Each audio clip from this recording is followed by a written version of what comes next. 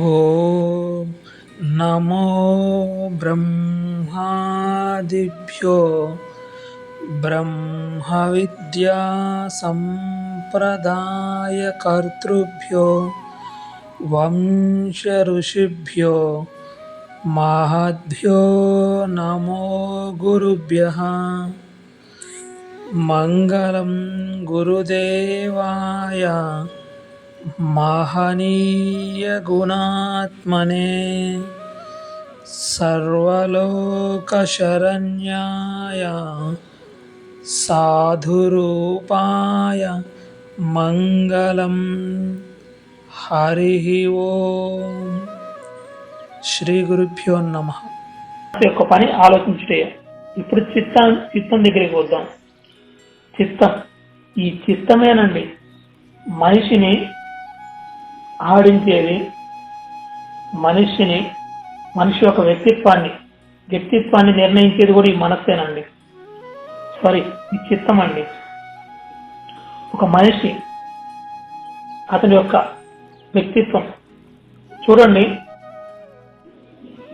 మీరు ఒక తల్లికి పుట్టిన ఇద్దరు కవల పిల్లలు ఒకే రకంగా ఉండి ఉండవచ్చు కాక, ఆ రూపము ఒకే రకంగా ఉండి ఉండవచ్చు కాక, కానీ వారి ఇద్దరి సంస్కారాలు ఒక రకంగా ఉండవండి. మీరు కావాలంటే గమనించండి, పరిశీలించండి. జగత్తులో ఉన్న సత్యమే. ఒకే తల్లికి పుట్టిన ఇద్దరు కవల పిల్లలు రూపం ఒక రకంగా ఉండవచ్చు కాక, కానీ వారి యొక్క ప్రవర్తన ఒక రకంగా ఉండదండి. వారి యొక్క వ్యక్తిత్వం ఒక రకంగా ఉండదండి.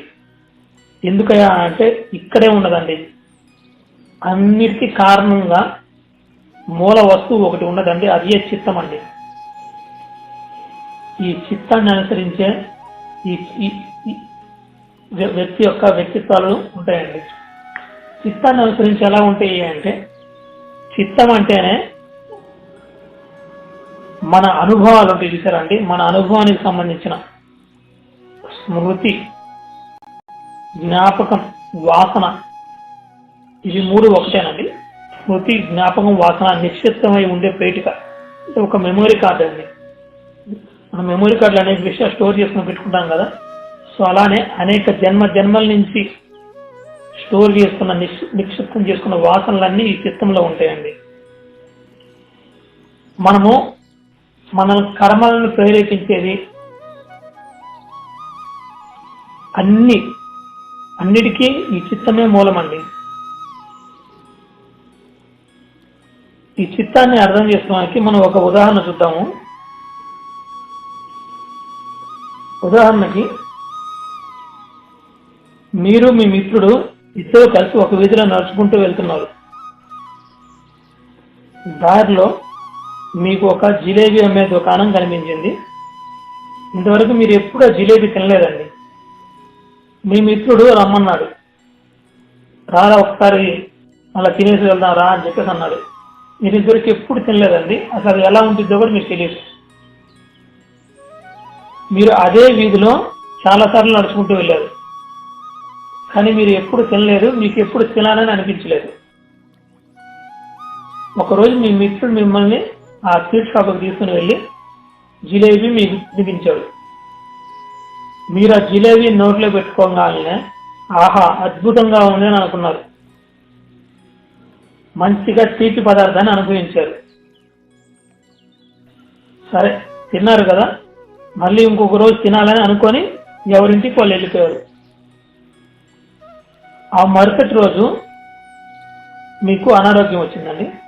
మీరు డాక్టర్ దగ్గరికి వెళ్తే డాక్టర్ టెస్ట్ చేసి మీకు షుగర్ అని చెప్పారనమాట. అయినా తీపి పదార్థాలు తినవద్దు, తింటే నీ ఆరోగ్యానికి ప్రమాదం అని చెప్పేసి చెప్పారు. సరే కాలం గడుస్తూ ఉన్నది. ఒక రోజున మీరు అనుకోకుండా ఆ జిలేబీ షాప్ ఉన్న వీధిలోనే మీరు వెళ్తున్నారు. దూరం నుంచి జిలేబీ వాసన వస్తూ ఉన్నది. అప్పుడు మీ మనసు ఏం చేస్తుంది? అనేక రకాలైన ఆలోచనలు చేస్తూ ఉంటది. ఆ స్మెల్ మీకు తగలంగానే వెంటనే మీ మనసులో అనేక ఆలోచనలు కదులుతాయి. తిందామా వద్దా మంచి స్మెల్ వస్తూ ఉండిద్ది. అక్కడ అప్పుడే మంచి మంచి జిలేబీలు వేసి పెడుతూ ఉంటారు. ఇప్పుడు చూడంగానే మీకు నోరు ఊరుతూ ఉంటుంది, తినాలనిపిస్తూ ఉంటుంది. మీ మనస్సు ఏమో తిందామా వద్దా అని మిమ్మల్ని టెంప్ట్ చేస్తూ ఉంటుంది అనమాట. తిందామా వద్దా అని అనేక సంకల్పాలు చేస్తుంది. ఇక్కడ ఒక విషయం చెప్పండి, మీరు గతంలో కూడా అదే వీధిలో నడుచుకుంటూ వెళ్ళారు, కానీ ఎప్పుడు మీ మనసు దాన్ని కోరలేదు. కానీ ఇప్పుడు మీ మనస్సు ఎందుకు అంతలా ఆరాటపడుతుంది? తినాలి అని చెప్పేసని. ఇక్కడే చిత్తం రంగంలోకి దిగుతుందండి.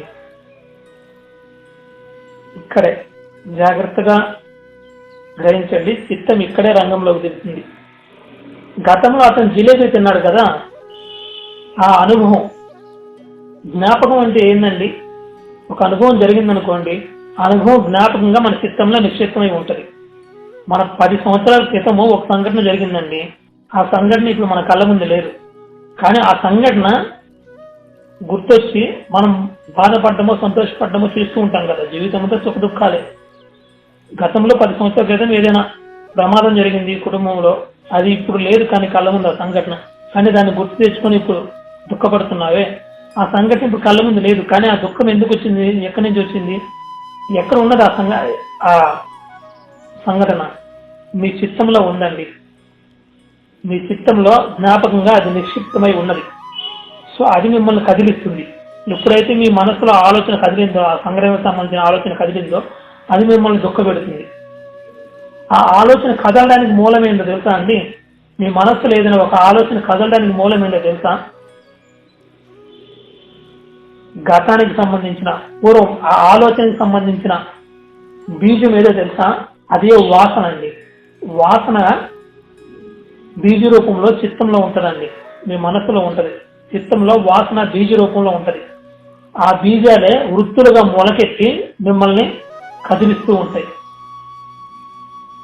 సో అలానే అతని మనస్సు ఇప్పుడు అంతలా ఎందుకు ఆరాటపడుతూ ఉన్నది? ఎందుకయ్యా అంటే అతనికి ఆ అనుభవం ఉన్నది అండి. అతని మనస్సులో ఆ ముద్ర ఉన్నది. జిలేబీ అనే పదార్థం యొక్క ముద్ర అతని మనస్సులో పడిందండి. అది పడకపోతే అతని మనస్సు అంతలానో ప్రేరేపించదు. తిను అని చెప్పేదని. డాక్టర్ తినవద్దు అని చెప్పినా కానీ తిందామని టెంప్ట్ చేస్తూ ఉంటుంది మీ మనస్సు. ఎందుకు? ఆ ముద్ర మీ మనస్సులో ఉన్నదండి. ఆ ముద్ర పడి ఉన్నది. అతని మిత్రుడు పిలవక ముందు అతను ఎన్నోసార్లు ఆ వీధిలో నడిచాడు కదా, మరి అప్పుడు అతనికి ఎందుకు తినాలని అనిపించలేదు? ఎందుకయ్యా అంటే ఆ ముద్రలో అప్పటికి అతని చిత్తంలో రిజిస్టర్ అవ్వలేదండి.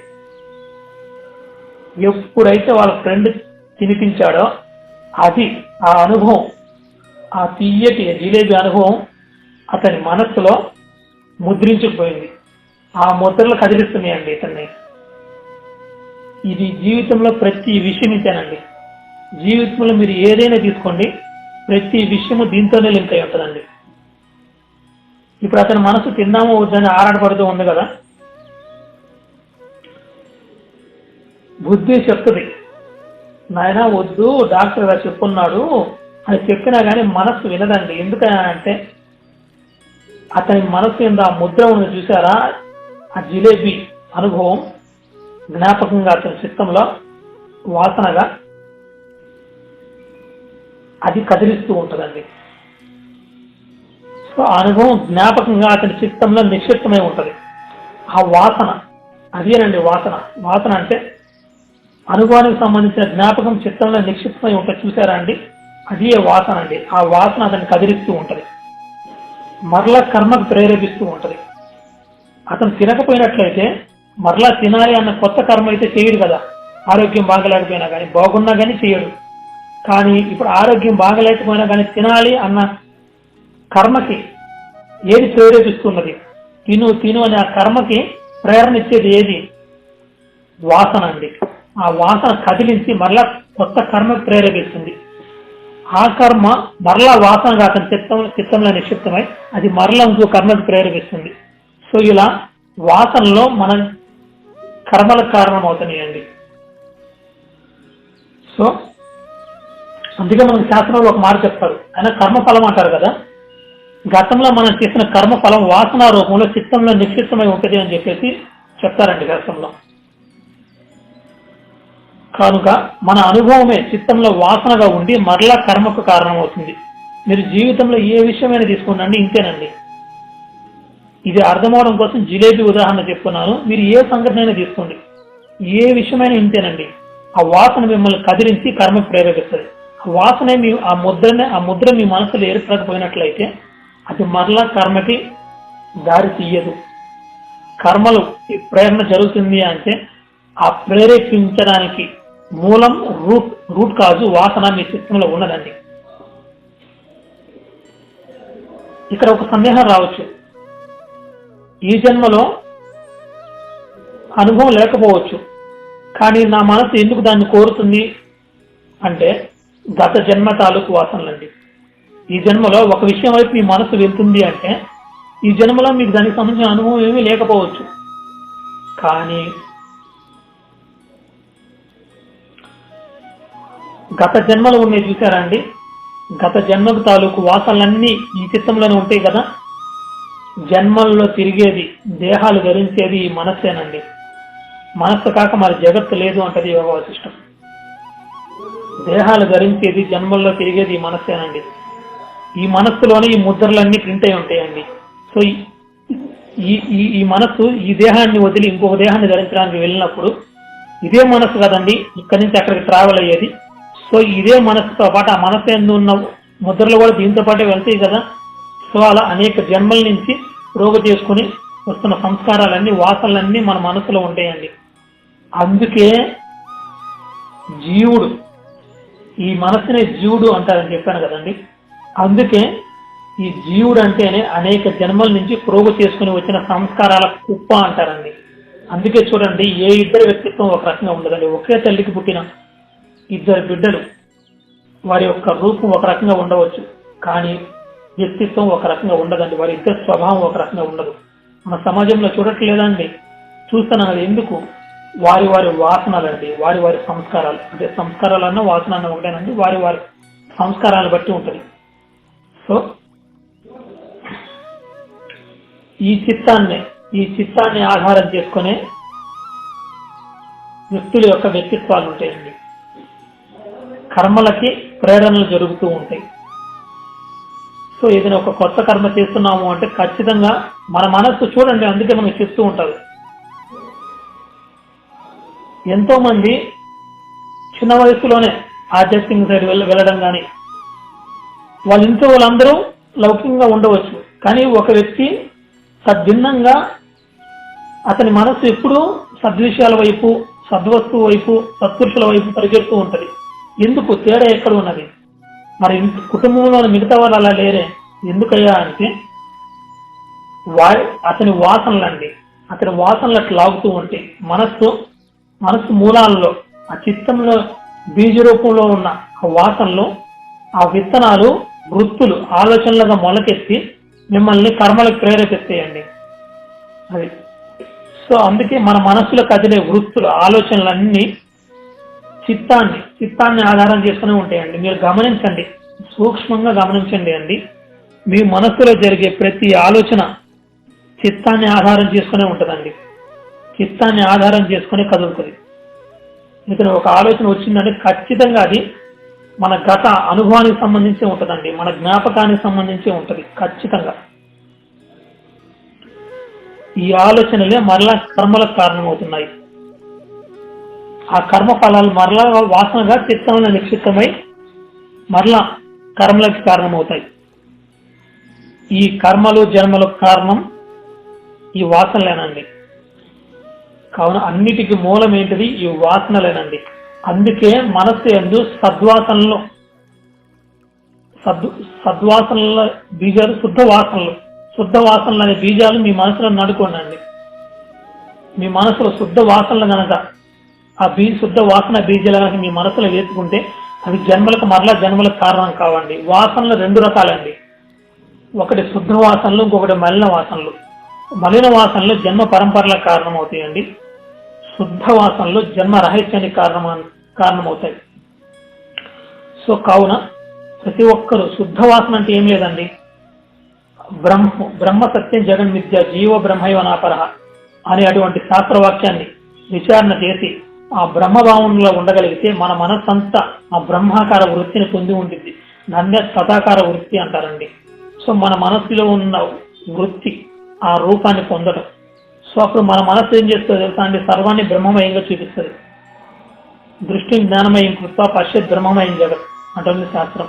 మీ దృష్టిని జ్ఞానమయంగా చేసుకుని జగత్తుని బ్రహ్మమయంగా వీక్షించమని చెప్తున్నారు. సో అలా మన మనస్సు యందు ఈ శుద్ధ వాసనలను నింపుకొని జగత్తుని బ్రహ్మస్వరూపంగా దర్శించగలిగితే అదే అతని జన్మరాహిత్యానికి కారణమవుతుందండి.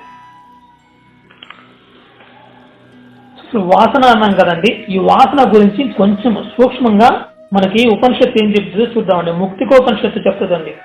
శ్రీరాముడు హనుమంతుడికి బోధించిన ఈ ముక్తికోపనిషత్తులో వాసన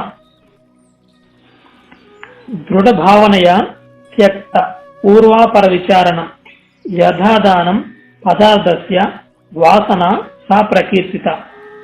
అంటే పూర్వాపర విచారణ లేకుండా దృఢ భావనతో పదార్థమును అంటిపెట్టుకుని ఉండేదే వాసన అనబడుతుంది అంటుంది శాస్త్రం. ఇప్పుడు ఈ డెఫినేషన్ ని మన అనుభవంలో నుంచి విచారణ చేద్దాం. ఇప్పుడు చెప్పాను కదా జిలేబీ ఎగ్జాంపుల్, అది తీసుకున్నామండి. మన స్మృతి అంటే మన స్మృతిలో కదిలే జిలేబీ అనుభవం వాసన అనబడుతుందండి. మన మనసులో కదిలే వాసన ఒక పదార్థాన్ని అంటిపెట్టుకుని ఉంటుంది. ఉదాహరణకు జిలేబీ అన్నప్పుడు మన మనసులో జిలేబీకి సంబంధించి ఉన్న వాసన జిలేబీని స్మృతికి తెస్తుంది. అంటే ఆ జిలేబీ వాసన జిలేబీ అనే పదార్థాన్ని అంటిపెట్టుకొని ఉన్నది కదా. మీరు అసలు వాసన ఏర్పడాలి అంటేనే దృశ్య పదార్థ అనుభవం ఉండాలి. కనుక పదార్థాన్ని ఆశ్రయించి వాసన ఉంటున్నదండి. ఇది ఒక వాసన ఏర్పడాలి అంటే మీకు ఆ పదార్థం యొక్క అనుభవం ఉండాలి కదండి. అనుభవమే వాసనగా చిత్తంలో నిక్షిప్తమై ఉంటుంది అని చెప్పి చెప్తున్నాం కదా. అనుభవం జ్ఞాపకంగా చిత్తంలో నిక్షిప్తమై ఉంటుంది, అదే వాసన అంటారని చెప్పి చెప్పాం కదండి. సో ఈ వాసన ఏర్పడాలి అంటే ఒక పదార్థాన్ని ఆశ్రయించి ఉంటుంది వాసన. సో అదే శాస్త్రం చెప్తుంది. దృఢభావనతో పదార్థం అంటుకుని ఉండేదే వాసన అనబడుతుంది. సో ఇది అండి ఈ వాసన. వాసన అత్యంత ఇంపార్టెంట్ విషయం అండి. ఈ చిత్తమేనండి, ఈ చిత్తంలోనే ఉన్నదండి అంతా. ఇంకొక విషయం చెప్పాలంటే ఈ చిత్తమే చిత్రగుప్తుడు అండి. చిత్రగుప్తుడు ప్రతి ఒక్కరి చిత్తాలు రాస్తూ ఉంటారని చెప్పేసి చెప్తారు కదా. ఎక్కడో లేదండి చిత్రగుప్తుడు, మనలోనే ఉన్నాడు. ఈ చిత్తమే చిత్రగుప్తుడు. అన్ని దాంట్లో నిక్షిప్త రాసి ఎప్పటికప్పుడు ప్రతిదీ రాసి పెడుతూ ఉంటది. సో అందుకే చూడండి, 10 సంవత్సరాల తర్వాత లేదా 20 సంవత్సరాల తర్వాత కూడా ఒక సంఘటన మనకి జ్ఞాపకం వస్తూ ఉన్నది అంటే ఆ సంఘటన ఇప్పుడు లేదు, కానీ అది ఎక్కడ ఉన్నది, చిత్తంలో రాసి పెట్టారండి. అది మన కళ్ళ ముందు కదులుతూ ఉంటది అనమాట. సో ఈ చిత్తము చాలా ముఖ్యమండి. అసలు మనిషికి అత్యంత ప్రధానంగా మనిషిని ఆడించేది ఈ చిత్తమేనండి. మనస్సు ఆలోచనలు చేస్తుంది, కానీ ఆ ఆలోచనలకు మూలం ఎక్కడ ఉన్నది కింద రూట్ ఈ చిత్తంలో ఉన్నదండి. రూట్స్ ఏదైనా కానీ మూలాల దగ్గరికి వెళ్ళాలండి, రూట్స్ లోకి వెళ్ళాలి. రూట్స్ లోకి వెళ్ళినప్పుడే విషయం అర్థమవుతుంది. సో ఇప్పుడు చిత్తం అయిపోయింది కదా. ఓం సర్వే జనా సుఖినో భవంతు, సమస్త సన్మంగళాని సంతు, అసతో మా సద్గమయ, తమసో మా జ్యోతిర్గమయ, మృత్యోర్మా అమృతంగమయ. ఓం శాంతి శాంతి శాంతి.